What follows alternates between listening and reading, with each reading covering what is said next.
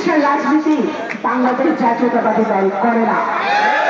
আমরা ঐক্যবদ্ধভাবে দেশ গড়ব, নতুন বাংলাদেশ গড়ব, দুর্নীতিমুক্ত বাংলাদেশ গড়ব। জুলাইয়ে যারা আমাদের জন্য জান দিয়েছে, প্রাণ দিয়েছে, তাদেরকে আমরা জুলাই যোদ্ধা হিসেবে আমাদের মননে, আমাদের হৃদয়ে আমরা স্থান দিয়েছি।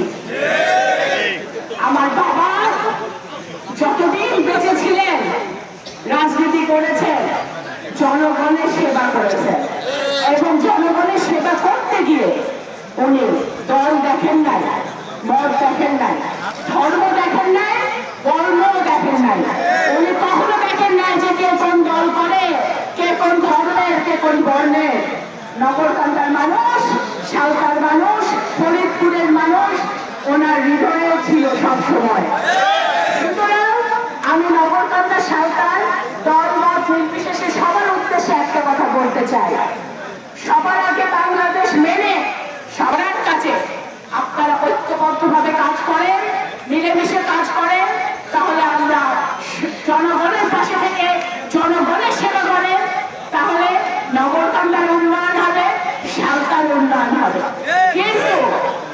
কিন্তু যদি এই দেশে আবার যে আমাদের ছোট্ট ছোট্ট ভাই বোনরা জান দিয়ে, প্রাণ দিয়ে গণতন্ত্র ফেরত এনেছে, স্বাধীনতা ফেরত এনেছে, সেই গণতন্ত্র বিনষ্ট করার জন্য, সেই স্বাধীনতা নষ্ট করার জন্য যদি নগরকান্দা সরকার মাটিতে কেউ ষড়যন্ত্র করতে চায়, তাহলে তার বিরুদ্ধে বা নগরকান্দা সরকার জনগণ ঐক্যবদ্ধভাবে লোডশেডিং কিংবা ঘরের বাইরের তীব্র গরমে ওয়ালটন রিচার্জেবল ফ্যান থাকলে থাকবে শুধু বাতাস আর বাতাস।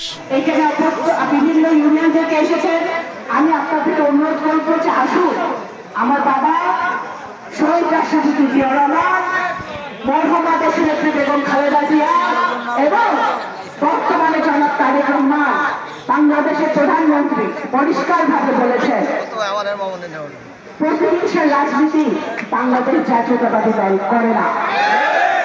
প্রতিহিংসার রাজনীতি বাংলাদেশ জাতীয়তাবাদী দল কখনো শেখে নাই, কখনো করবে না।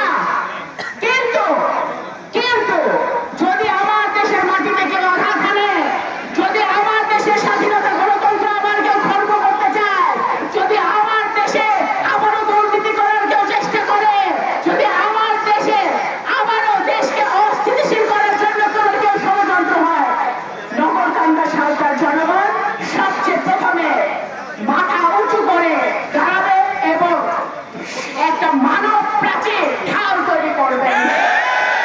আমরা ঐক্যবদ্ধভাবে দেশ গড়ব, নতুন বাংলাদেশ গড়ব, দুর্নীতিমুক্ত বাংলাদেশ গড়ব, মাদক বিরোধী বাংলাদেশ গড়ব এবং একটা সুন্দর উন্নয়নশীল বাংলাদেশ আমরা গড়ব ইনশাআল্লাহ।